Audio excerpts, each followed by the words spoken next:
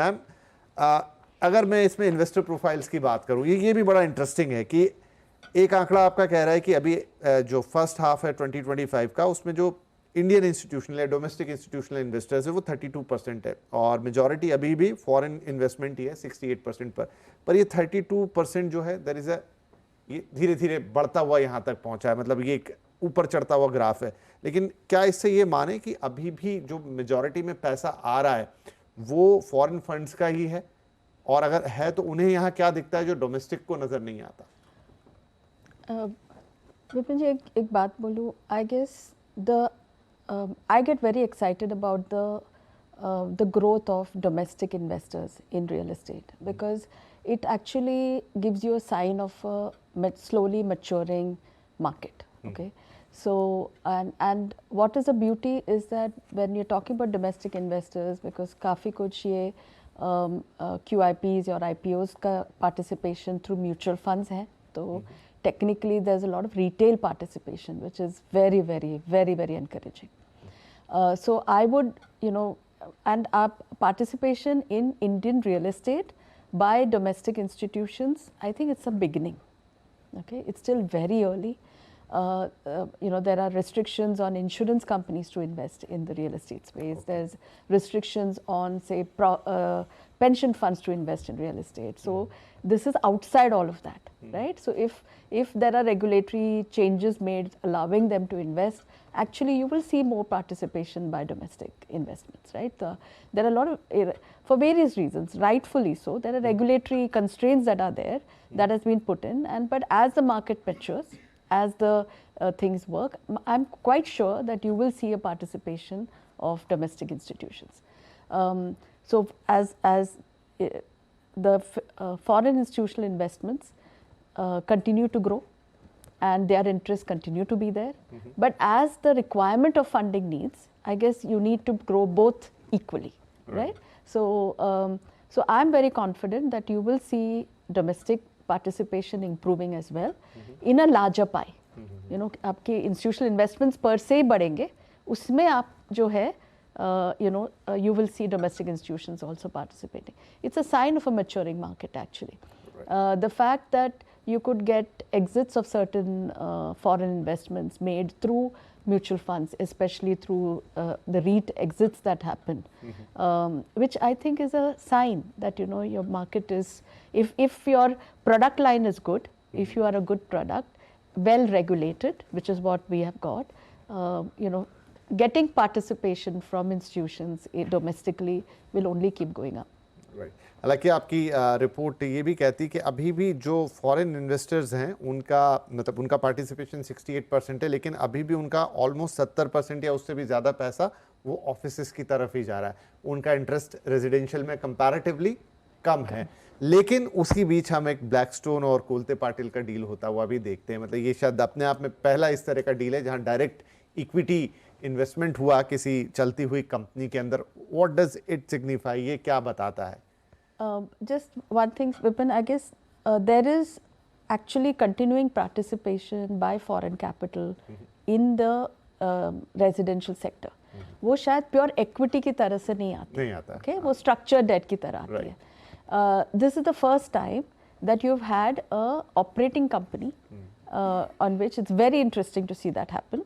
You've had a few foreign owned developers in the market. You had Tishman Speyer, you have Heinz today, and there are some other names which are majority foreign owned, which is running these companies here. You've got Emaar, which is running in the country. So, this is the first time that an operating company, there has been a private equity stake that's been taken by an operating company. This is not the first time it's happened in India. Probably in real estate it's the first time. Right. But we know of so many operating companies wherein you have had private equity participation in other industries. So I just believe it's a way in which an investor is looking to play the market. If they come in at project levels, there are, as I said, there are restrictions on what the longitude, how much time, what kind of return and all of that. I guess it is their play as trying and getting into an operating company, running a company in a way, literally, managing and running a company. It will be very interesting to watch the space. And I believe there will be more. that will come up हाँ, on मेरे those मन lines. में सवाल था, मैं अगला सवाल शायद यही पूछता कि क्या ये एक वन ऑफ हो गया या ऐसे और भी होते नहीं हुए? नहीं, I'm sure there will be more. May not be many because it's still early days, but I'm sure there will be more investments like this that will come up in properly operating companies which has potential of growth, which needs capital, which needs a potential of growth. I'm sure there will be companies. Right. अब एक बड़ा महत्वपूर्ण सवाल, उस पर आपकी भी राय लूंगा, लेकिन पहले पंकज जी के पास लेके जाता हूँ। पंकज जी, ये बहुत सारा पैसा आ रहा है, बड़ी अच्छी बात है, अब सब कुछ है, लेकिन और खासतौर पे मैं रेजिडेंशियल की बात करूँ, कुलते पाटिल वाली बात अभी हमने की, मैम ने और भी डिटेल्स दी है, क्या ये हमारे रियल एस्टेट को महंगा बनाएगा या बना रहा है? देखिए, फास्ट में तो मैंने देखा था ऐसा कि जितना भी मनी गया उतना लैंड में पैसा जाता था, मोस्टली इक्विटी मनी और प्राइवेट इक्विटी इनिशियली, और लैंड के प्राइजेस अगर 2007 से 17 के बीच में देख लें तो 10 गुना बढ़े, सेलिंग प्राइजेस 4 गुना बढ़े, और उसके बाद कॉस्ट का स्ट्रक्चर ऐसे हो गया कि बिल्डर के मार्जिन श्रिंक हो गए और उन्होंने पैसा लूज किया। लेकिन उसके बाद 2017 के बाद से जब से हमने रेगुलेटेड मार्केट देखा है, जहां रेरा आ गया, जहां पे आपका टाइमलाइन डिफाइन हो गई, जहां पे आपके पास ऑब्लिगेशन आ गया कि आपको प्रोजेक्ट कंप्लीट करना है स्टिपुलेटेड पीरियड ऑफ टाइम में, तो आपको कैश फ्लो मेंटेन करने की बात आ गई। वहां पे प्राइस अगर आप देख लिए, प्राइस ग्रोथ जो है आपकी वो अरेस्टेड थी और इतनी ज्यादा बढ़ती हुई आपको नहीं दिखाई दे रही है। और मार्केट जो है वो एक ब्रॉड बेस हो गया, जहाँ पे बायर एंड सप्लायर दोनों बढ़ के आए और वॉल्यूम ड्रिवन मार्केट हो गया, और यही कारण है मार्केट में एक एफिशिएंसी है। तो मुझे नहीं लगता इस रेगुलेटेड मार्केट के अंदर अब वो पुराने प्रैक्टिसेस चालू होगी जहां बिल्डर अपनी इन्वेंट्री होल्ड करेगा, प्राइवेट इक्विटी से पैसा लेगा, होल्डिंग पावर बढ़ाएगा और ये सोचेगा कि वो एक बढ़े हुए भाव पे इंतजार करेगा कि कोई इन्वेस्टर आकर के उसको एग्जिट दे दे। अभी वो फिनोमिनन खत्म हो गया, क्योंकि अब एक टाइमलाइन फिक्स है कि अगर आपने प्रोजेक्ट लॉन्च किया है 6 साल में आपको उसको कंप्लीट करना है, तो आपका जो प्रोजेक्ट की इकोनॉमिक्स है वो एफिशिएंट होनी चाहिए। आज आज आपके पास पहले अगर हम इवन द डेट फंडिंग वगैरह देखते थे तो कोई भी बंदा जो है निवेश करने के वक्त पे केवल प्राइस की ग्रोथ को देखता था और एंटिसिपेशन करता था कि 15% 20% के लेवल के ऊपर प्राइस बढ़ेगा तो मेरा इन जो आज जिस वैल्यू पे हम डाल रहे हैं ये वैल्यू 3 गुना हो जाएगी और मुझे 2.5 गुना जो है रिटर्न मिल जाएगा और मैं एक प्रॉफिटेबल एग्जिट ले लूंगा। लेकिन वो एंड यूजर की डिमांड के साथ जो है इंटरेक्ट नहीं करती थी।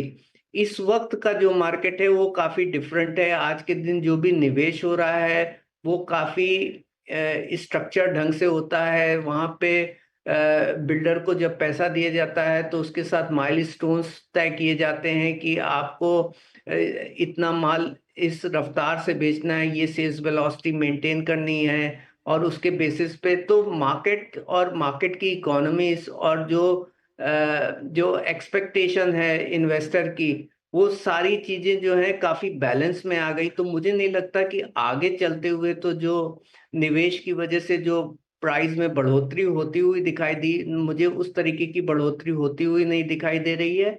और ये मार्केट जो है ये एक रीजनेबल रिटर्न देने वाला होगा, जहां पे इन्वेस्टर और डेवलपर एक प्रोजेक्ट से एक रीजनेबल लेवल के रिटर्न की अपेक्षा करेंगे और उतना ही रिटर्न उन्हें मिलेगा।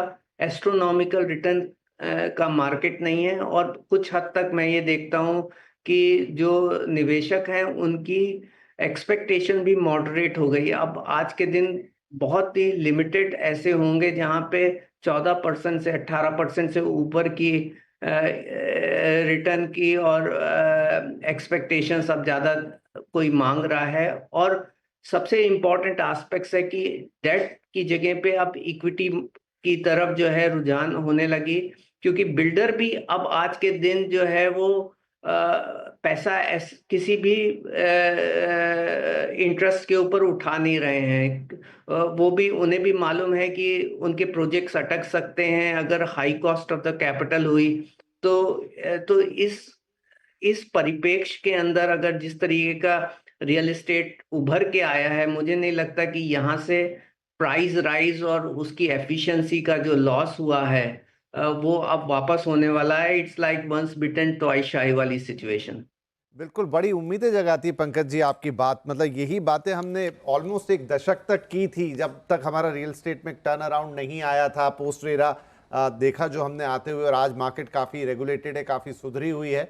जब आपसे सवाल पूछ रहा था तो मन में ये सवाल भी चल रहा था कि क्या एफिशिएंसीज के साथ ये उल्टा रियल एस्टेट को सस्ता करने की भी पोटेंशियल रखता है। वो तो मुझे नहीं पता, लेकिन अभी मैं मैम से भी ये सवाल ले लेता हूँ। पंकज जी ने ऑलमोस्ट एक पूरी जो 2 दशक की कहानी उसको समराइज किया। Are you also agree ma'am कि ये पैसा अब पहले की तरह हमारे रियल एस्टेट को बिगाड़ेगा नहीं, उल्टी उसमें इफिशिएंसीज हो सकता है हम आते हुए देखें, और वो घर खरीदार के लिए भी बेहतर हो? I think RERA and the regulations that brought about has really helped the end consumer, right?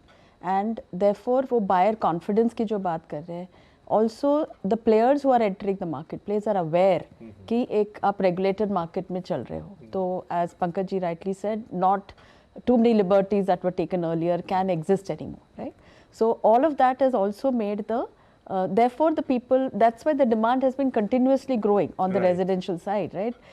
And people and many of the like if you put it this way, you have the developers also are basically all getting organized. Many of them are listed publicly, therefore they have their compulsions and they are fiduciary responsibilities that they have to fulfill. ये दोनों के चलते it's happening both the supplier as well as a buyer, both of them it is a happy space for them, because of which the investors also know when they're getting into that particular market that there isn't too much of leeway to do a lot of stuff, and therefore it is a what do you call it, it's a mature market in that sense that you know all the intermediaries or all the people who are involved have to follow certain rules and regulations, and therefore pair their expectations and also kind of ensure that certain practices that lasted earlier cannot be repeated now. I think जो कोलते पाटिल वाली deal है जो आपने कहा भी, अगर इन्होंने date दिया होता तो इनके एक्सपेक्टेशन अलग होते हैं। अब इन्होंने कंट्रोलिंग स्टेक लिया इक्विटी के थ्रू, तो मतलब ये भी फोर फ्रंट पे आ रहे हैं। ये भी कोशिश करेंगे कि समझे ग्राहक के नीड्स क्या हैं, और समझे मतलब वो पैसा इस तरीके से नहीं है जिसको सिर्फ रिटर्न चाहिए, वो आगे खुद भी उस मार्केट को समझना चाहता है। Not only that, the whole the whole thing can be improved upon. आपके जो learnings है in other markets, आपके जो experiences in other markets, वो यहाँ पे ये कर सकते हैं. So quality of development, the pace at which, what do you offer to the end customer, what pace, what do you promise and what you deliver, all of it. So you what you're doing is you're creating a market which is a little more better served, Right. and I think these kind of things are only positive. वो अच्छा ही होगा for the end customer. Right मैं दर्शकों को यहाँ बोलता चलूँ, फिर आगे जाते हैं कि ये देखिए जो विदेशी पैसा या जो संस्थागत निवेशकों का, इसमें भारतीय पैसा भी है, विदेशी पैसा भी, नो डाउट कि विदेशी पैसा ज़्यादा है। लता मैम ने एक्सप्लेन किया कि वो क्यों अभी ज़्यादा है, क्यों इंडियन इन्वेस्टर का पैसा कम है, लेकिन ये भी कहा कि धीरे धीरे बढ़ रहा है, ये एक इनकरेजिंग साइन है। लेकिन